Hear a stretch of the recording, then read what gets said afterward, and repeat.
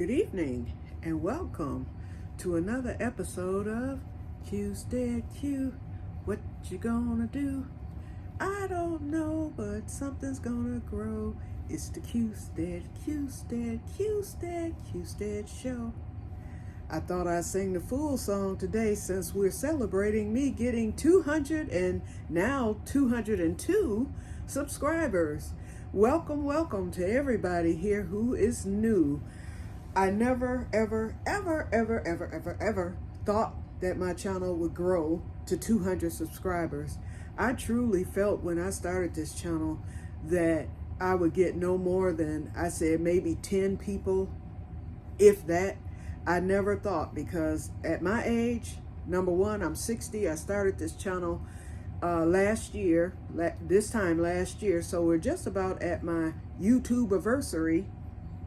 I know I started it in August, so we may have surpassed that, but I just started the channel. In the comments, I am going to post a link to my very first episode, and it's a long one. I'm not gonna lie. I think it's over an hour, but that first episode kind of explained my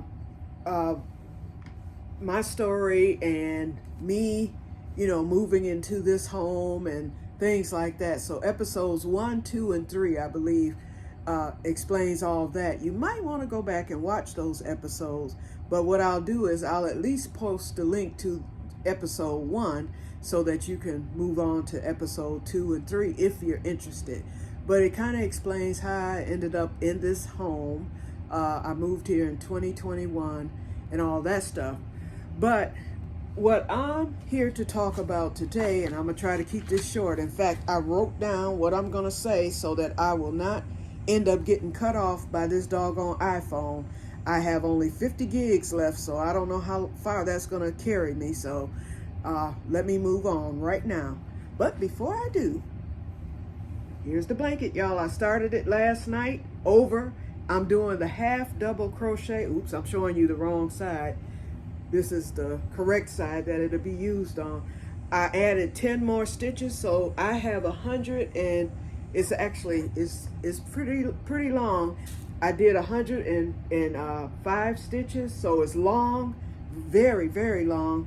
And I measured with my measuring tape here, and since I've gone through, I haven't even gone through 2 skeins. I figured it would take 2 skeins of yarn.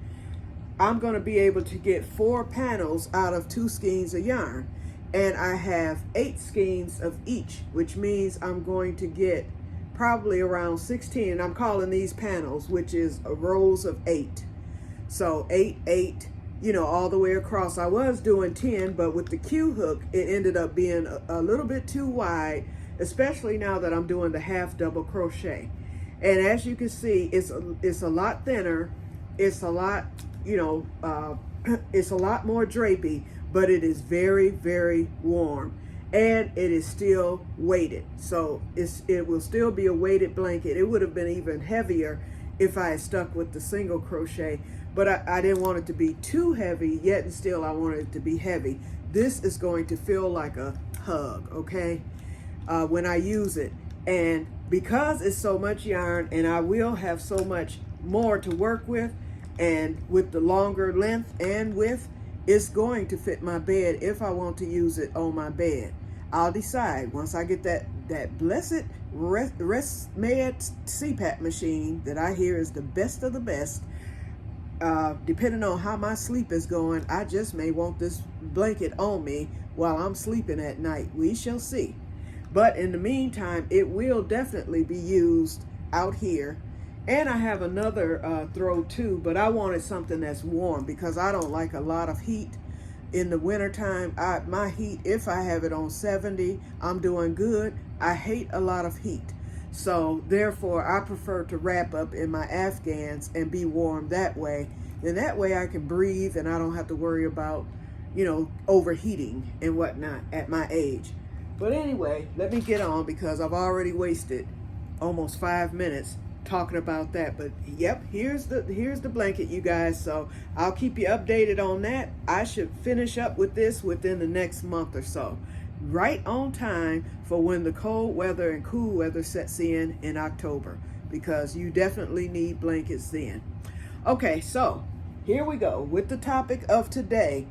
I wanted to explain why I started this channel, because y'all probably wondering, well, why this 60-year-old woman sitting up here with the YouTube channel? I mean, there's a lot of us out there. I have seen some interesting channels of older people who have started YouTube channels. Some of them, a lot of them are cooking channels. And when I tell you, you can learn how to cook through some of these YouTube channels. A lot of them are prepping channels. A lot of them are gardening channels. And I've just seen some older people doing some crazy stuff. It's this one lady. Now, Grandma Sandy, that's your name, but there's another Grandma Sandy. Pull her up. Pull her up. Oh, Lord. She will have you crack it up. She, one of her videos, she decided she wanted to see what the hoopla was about if you put a Mentos in a Coke. Let me stop. Anyway, she did it. And that Coke exploded in her face. Oh, it was hilarious. So pull up the other Grandma Sandy and you will see. I don't know if she's still alive or not, because she no longer does videos, because that Coke probably drowned her. But she had a lot of different videos where she did experiments to find out what would happen. And boy, when she did that Coke, oh man, I laughed probably for the rest of the night behind that one. That's something I would do, okay? But no, I'm not doing nothing that silly. But anyway, back on to why I started my channel. And it was basically to help others. I belonged after the, okay, I'll explain. We'll go back to 2020 when the pandemic hit. Yeah, like many, I got caught with my pants down. I had things, stocked up and whatnot, and I wasn't even a prepper. It's just that, if something went on sale, I might buy an overabundance, and I had it like in a cabinet. You know how you have your canned goods and stuff in there. So I wasn't what you would call a prepper or anything like that, but I had extra that in case if something happened, I would at least have something to eat. My freezer was stocked because my mom was still living at the time, although she was at her last. The pandemic hit in March. Mom went down in early March. We were just getting ready to celebrate her 80th birthday, which was March 17th. She went down a week before, ended up on a ventilator. They didn't think she was going to live. In fact, by all means, she should have died. But God kept her here long enough to let her come home in May. And she came home on not the ventilator, but a tracheotomy. And she ended up going into hospice in May, and she passed away in July of that year. We knew she wasn't going to live. They suspended her dialysis, the whole 9 yards. But she lived about 45 days beyond that. So that brought her to July. And I was so afraid. I said, Lord, please don't take her on my birthday, because we knew she was going to be going at any moment. And my birthday was coming up, and she passed away suddenly, without incident, peacefully, while my sister was brushing her hair, because our cousin was coming from out of town to see her, to say her goodbyes. And she was on her way, and my mom passed 30 minutes before she arrived. That was a nightmare. But anyway, it was just sudden. 1 minute she was breathing. My sister was brushing her hair, and she was incoherent at the time. We knew that, she would go at any time by that point. But my sister goes, she's brushing her hair, and my sister was like, I don't think she's breathing. I was like, get out of here. I had just suctioned her a few minutes before. My sister came in. She was breathing fine, but she was asleep, of course. And my sister's like, I don't think she's breathing. And so I jumped up. I was like, well, let me get the machinery. I got the pulse ox, the finger thing. I got the blood pressure thing, all that.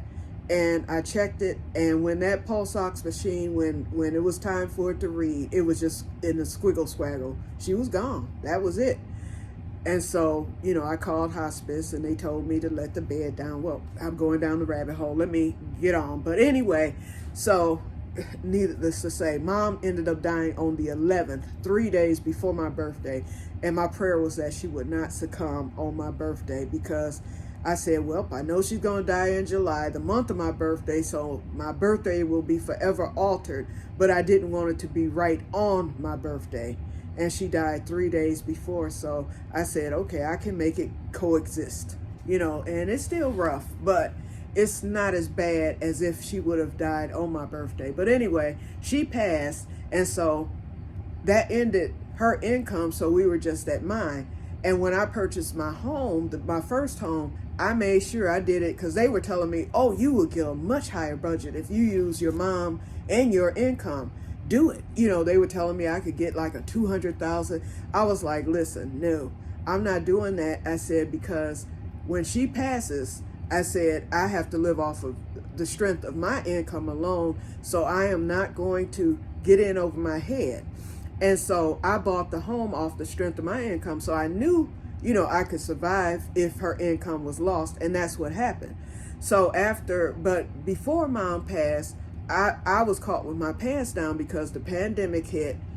And fortunately, there were some stores that saw that people were gouging and the young people were going out and buying up everything. And so what they did was, number one, they started putting limits on everything. And then secondly, they designated the hours from 9 a.m. until 10 a.m. for senior hours. So if you were 55 or above, and I barely made it. I was 55. And so my sister and I, we would get up early in the morning and go to the store. One of us would go because my sister was staying there at the time because of mom being, in the condition she was in. And so that's how we were able to obtain toilet paper and paper towels. And the limit was one. So we couldn't even go in there and buy up because we would have loved to have done that. But we were able to get one a day. And so that's how we stocked up on paper towels and toilet paper. But then I remembered, it was such a sense of urgency. I would go to the store whenever I could get to the store, and I would get extra. And that's how I actually kind of started prepping. So after mom died and I had nothing to do but stay in the house and look silly, I was like, let me start prepping. And so I joined some YouTube channels, some prepper channels, and I joined some of the biggies, Patera, Homestead, Heartland Farmer. Y'all know all the big ones out there, the people who have close to 1 million members or subscribers.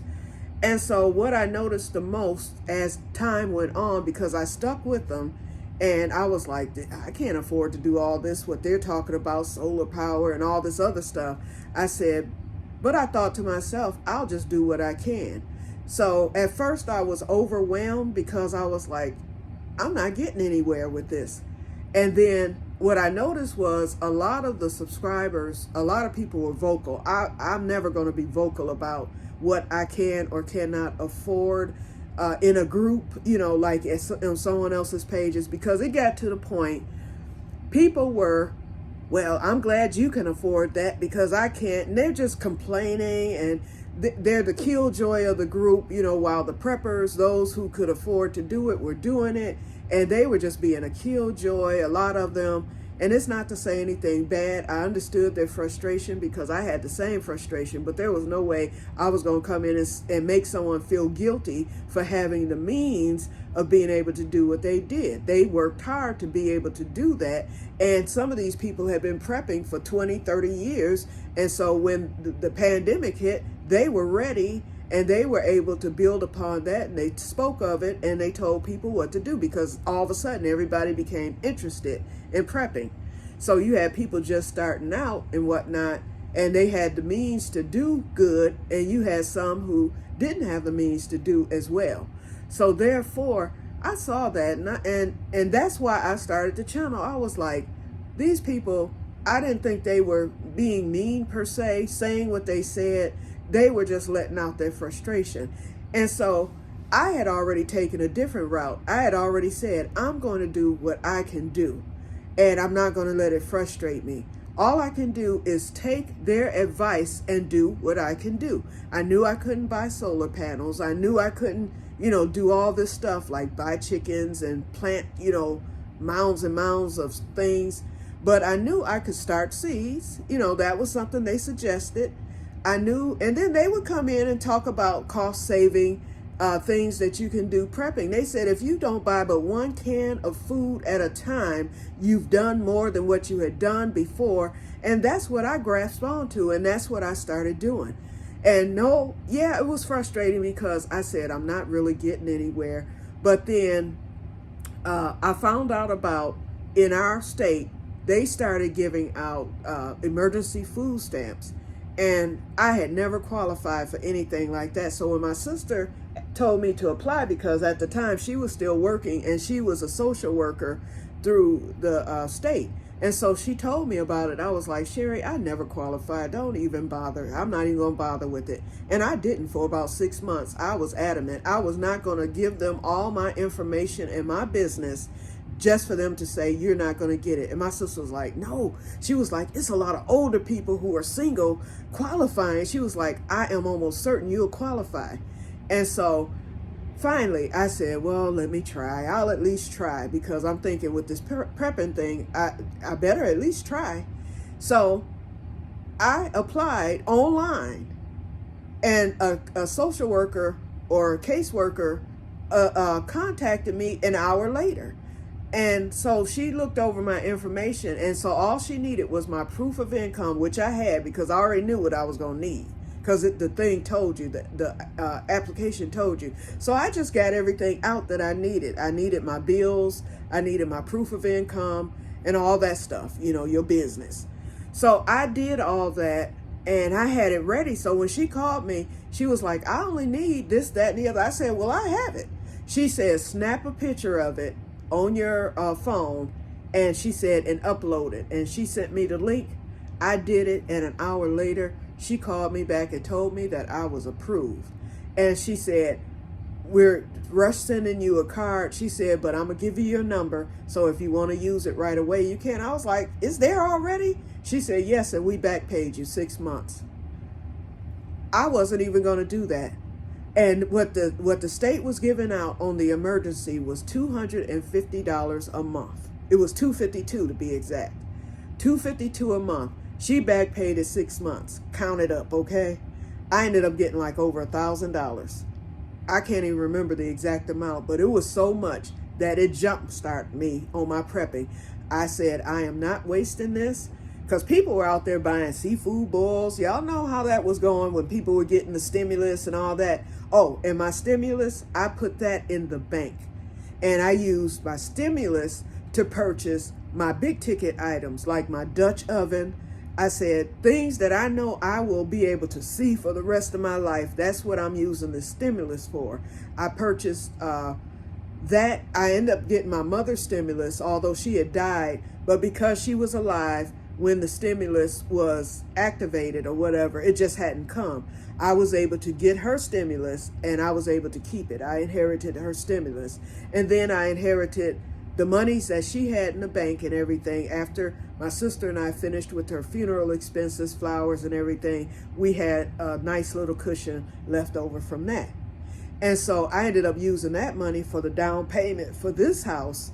But I ended up, my other house sold. I ended up getting a big profit from that. And that's what I used to furnish this house with my TV, washer and dryer. I had to buy a fridge. I was gifted my stove. So I used that money for that. I just knew that any money that was spent, from the monies that I had saved up, which was a few thousand, quite a few, as a matter of fact, it would go for something that I knew I would be able to see for the rest of my life. And that's where I'm at now. Okay, so nothing was wasted. I might be broke now, but everything was used wisely. I prayed and I wrote down and I did everything. I was not wasting a dime. And so anyway, so I said there's a need for people like me, and you will see that in my description and introduction where I say people on a fixed income like myself, if you want to try to prep and things. I can't even remember everything I wrote in that, but that was the purpose of me starting this channel.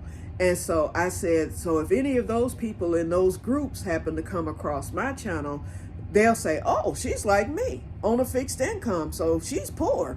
So let's see what she's doing. And y'all see that I struggle, but yet and still I do and I don't. We'll put it that way. I've been very fortunate and blessed. First of all, I was able to get those preps. You know, the main thing I wanted to do was make sure I had enough food that would sustain me for at least a month. Although you need to be shooting for a year.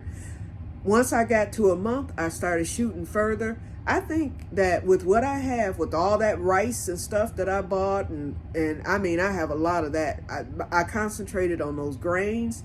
I concentrated on the canned goods. I rotate them, and I can't buy it in bulk like I did before. But every now and then, if I see a sale or if I have a little extra money, I might buy it. Like the other week, I bought some manwich. You know, I just bought it and stuck it in my prep closet because that's something, you know, that I can use with some hamburger if something ever went down. And that's something I could cook in the Dutch oven. And then, of course, I did the seed starting, which is a lot cheaper. You all see some of the purchases that I make. I purchase very wisely when it comes to prepping and the garden and whatnot. So now that you know why, let me tell you what I've done, because we're at 21 minutes and we're going to end this real soon here. So what I've done, I just announced some of the things that I've done, and anybody on a fixed income can do it because of the simple fact you're nickel and diming it. So the other things I've done, I've prioritized, and so that falls into the category of what I've done. Anything I purchase now, everything in this house that you see other than my big ticket items were either found on the side of the road or purchased from Goodwill and garage sales. Do not sleep on the thrift store. All my mason jars were purchased at the thrift store, with the exception of a new ball canner that I purchased on sale. And I don't even like that ball canner. I like the Goodwill store canners, which are the older ones. But I did purchase the ball canner. I purchased the ball book. I purchased the canning set. I did all that new. And I used that with my old-fashioned canners that I purchased from the Goodwill. I like those because they're a little smaller and I'm not canning such a huge amount. So, and I don't really like to can. I'm using a canner for jellies. I made some pear preserves last year. They came out really good. I made some pickles. I didn't like those at all. I didn't like the brine. So unless I can find a better recipe that doesn't contain mustard seed and what's that other thing? That yellow mess. I forgot what it's called, but I didn't like it. But anyway, so I did that. And my Dutch oven, and a few other things, the radio that I just got, everything is a wise purchase.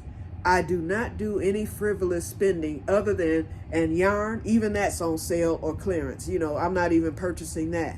It's just necessities. And if you can learn to live that way, you'll do good. My car, y'all know my car is on its last leg. It's beat up. It makes noise. It's raggedy, but it's running. Okay. And I am looking for another vehicle, but I'm just looking. But as long as my car is running, I'm driving it. I budget. I do a budget every month. The first thing out of my money is I pay my bills. I look to see what's left, and then I decide if I can save that month. If I can save, I try to save. I have approximately, and I'm not lying, I have approximately $30 in the bank, which is that's too low because I usually save more than that. But this was a month where a few extra things needed to happen. Then I got that yarn and stuff. And so, but when I get paid, number one, I've paid off a couple of bills, and I'm jumping ahead because I was going to say, control your debt.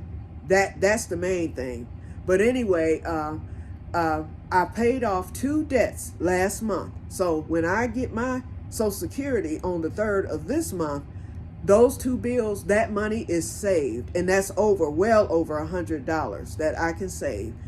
And that's for each month. And then my loan is about to be paid off in 2 months. And then remember when I had to all of a sudden charge and get this thermostat? That will be paid off hopefully by October. Thank you, Jesus. That's going to free up well over for close to $500 a month. Guess what? It's going to be banked. And before I had those debts, that's what I was banking, and I was doing pretty good. Then taxes went up. Then my house note went up $200. But then last year, my house note dropped by $150. So I'm back to, because when I moved here, from my old house. My taxes went up so high over there, and when I had the opportunity to sell and make a big profit, I sold. Plus, I didn't like the stairs there, so I moved into this house, which has no stairs, is all one level, and I love it over here. Love it. The neighborhood is better, it's quieter. I don't have any stairs. Everything in here was brand new. The furnace, the water tank, it had been fixed up, that type of thing. And I like this house. For me, it's big enough and I like it. So anyway, so my house note went down. I was paying 7 something at the other house, and my house note when I moved here, I was barely paying. I don't even think I was paying $500. It was like $458. Well, it shot up. It shot up to $700, and so that put me in a bind for a whole year. But then it went back down, and so I was like, "Ooh, I could save this money now." But then other things, with that furnace and all this and other things started happening. So I ended up, going into debt. Then I had made some charges with Best Buy, and I'm about to do that again, but it's going to be controlled. I planned it out. I'm gonna get this camera. It shouldn't cost no more than $200. That's my absolute top budget. So I'm gonna buy a $200 camera. I'm gonna get that paid off by Christmas, and once I do that, then I need an iPad, and that's a necessity for me. I need my iPad, y'all. Okay. And the one that I've had that iPad since 2013 or 14. It's old. I'm surprised it's lasted as long as it has, but it's on its last leg. So, and maybe I don't need an iPad, but I'm gonna get it. Okay, I want it. But anyway, and it'll last me for some years. I won't probably never buy another one again after this. Okay, so debt control. Pay your bills. Pay them on time, do what you can, And so just by doing what I could, I saw where I could really tighten up on the debt. And I did that, and I started getting stuff paid off, and my credit is A1. So you want to try to keep your credit as good as possible so that if an emergency does come up, you can do what you need to do to take care of that emergency. For instance, when my thermostat went out, I was devastated. And so my sister was going to lend me the money, and then I had money put away, so she was going to lend me half. Then when those trees, I needed to get those trees cut last year. That was $1,000. That was $1,400 out of my pocket. I had that in the bank, and I went on. I felt it needed. I needed to do that, and then my sister lent me the rest of it. For that, I got her paid off real fast, and then the tree thing, I just haven't built that back up yet, but I'm starting to now. It's taken a year for me to start to build that up. Okay, and 2 more things. The next thing is partner up. If you can't afford to, I would say start seeds, y'all, because buying those plants at Home Depot, first of all, you're going to be limited in what you can grow.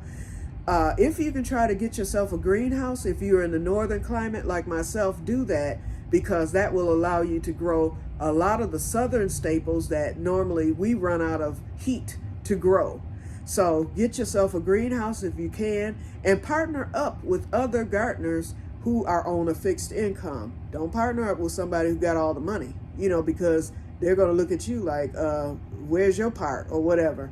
Partner up with people. I partnered up with cousins, and some of them are more well off than I am, but we share because I give them tips on what to do. They weren't gardeners at all, and when they started, now they're growing better than me. I give them tips. They have bought me things. My sister, I've partnered up with her. I start all of her seeds every year. And I buy the seeds myself. That's something I can afford to do. So all she has to do is come and get her plants. As you know, y'all remember that back in the spring, me trying to get her to get those plants. But anyway, she got them, and her garden did good this year. Well, my sister always buy me things. If she sees soil on sale, if she sees something that she thinks I may need in the garden, like she bought me a grapevine this year. Last year, she bought me a baby blueberry bush. She does that all the time. So partner up with people. You never know what it may, help you with. I mentioned the seeds. Get your seeds. The seeds are very cheap. You don't have to go to the Johnny Seeds or Baker Creek where the seeds are more expensive. I go to those sites if they have sales, they sell out anyway. But go to eBay. Do not sleep on eBay. Do not sleep on these local farmers. They sell seeds and they sell them cheap. And they always send you freebies. Always.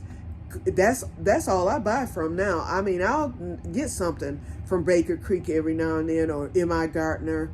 You know, I can actually drive to his store because I'm about 20 miles away from his store. So, and I plan to do that this fall when I go to Harson's Island, because he's right over there by where I'm going to be fishing. So I may stop in one day at his store. Okay, and then I mentioned the thrift shop. Thrift. All your mason jars. This is the time of year right now where you can get your mason jars.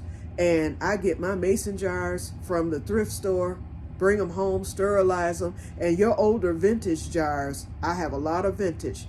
The older vintage ones work better than the newer ones that can bust on you. I've seen people have them bust on them while they're filming. I've never had that problem because I have the old thick ones, and you can feel the difference. I have a couple of new ones. I can feel the difference when I lift a new one compared to one of those vintage ones. Oh, you can believe the vintage one has the heft, and they seal better and everything. The only thing I buy new are lids and bands.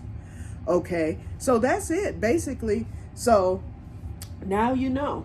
So if you know someone who's wanting to get started with prepping and everything, and I'm gonna do a tour that will come up soon. I'm gonna do a tour of my little prep closet, and I'm gonna show you where I keep my things, what I'm doing, and that's it. So you can do it on a fixed income. And my other suggestion would be, if the bigger sites are overwhelming you, and I've done this, I moved away from the bigger sites. I'll pop in every now and then, if it's something, because they pop up on the algorithm, and if it's something that's of interest to me, I will pop in, but I don't hang in there every single day like I used to. Now, Patera and Homestead Heart, those are the two that I will watch on an average of once to twice a week, because they are a wealth of knowledge. And they talk about other things other than just prepping and whatnot. They talk about other things as well. So I hang, with them and whatnot. And I just lurk. But those other sites, you have your doomsday preppers. They will scare you to death. You just keep moving on and doing what you do. And I never would have thought that my channel would land me such great friends. I mean, you all, oh my goodness. And you all have been so encouraging. I just expected hate mail or hate messages the whole time. I was like, why am I doing this? I'm not going to do it. Everything has just been so nice. I've developed friendships. We've sent seeds back and forth, all kind of stuff. It's just been wonderful. The crocheting and all that stuff. And you all have been so supportive, and thank you, So even with and I know my yard look bad. Y'all got those pretty gardens and stuff, and I'm sitting up here. I could have a pretty garden. And then with the health. Oh, and that's another thing I wanted to cover real quick here, because we're at 33 minutes. If you have bad health, that was another reason. Because a lot of those people were saying, I'm in a wheelchair, or some said, well, I lost a leg, or it was something health-wise that would prevent them from getting out there doing the work that, has to be done. Fortunately, although I have health problems and stuff, but when I had that MS attack, if that had happened this summer or whatever, I wouldn't be able to really get out there. I mean, I have a walker and a wheelchair and stuff. I guess I would use that. But the point is, a lot of people cannot physically do the work. And so I wanted to concentrate on that too. You can sit down and do the work. I sit a lot. That's why I put that bench in the greenhouse. Y'all saw I sat and did my planting and transplanting and whatnot. It's rough on me. I'm fatigued all the time. Y'all hear me out of breath and stuff like that. But I do a little, and I don't overdo it. And so when I realized I wasn't going to be able to really push and get that yard done, the wood chips, I did my last push on that, and I still haven't finished because I zonked out. And I know to stop when I can't go any further. So those wood chips will sit there until I'm able to get them spread. And eventually I will be. I think once I get the CPAP going and I have more energy and everything, I'll be able to get that done. And then my one friend that I've partnered up with that's in the Grow Club, I'm going to call her Little Mama. And she has a channel, Gardening with Little Mama. Anyway, She gave me her number. I'm going to call her and see if she can help me to do the fall cleanup. So I'll get my final cut, maybe get those wood chips spread, see if she'll help me tear down the garden and everything. And then I can help her, if she needs help too. But anyway, yeah, I'm going to get someone in to help me with that so that I can get the fall cleanup done next month.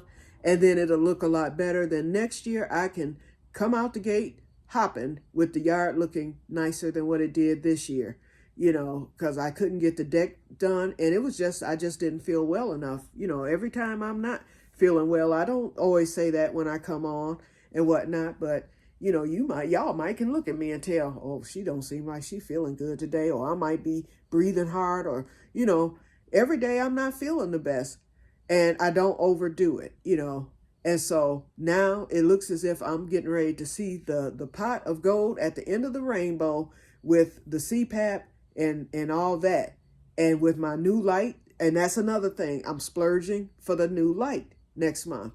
The one I saw one as cheap as $50, but I saw a brand new one for $75 with free shipping. The one for $50 was $50 and the shipping was $20.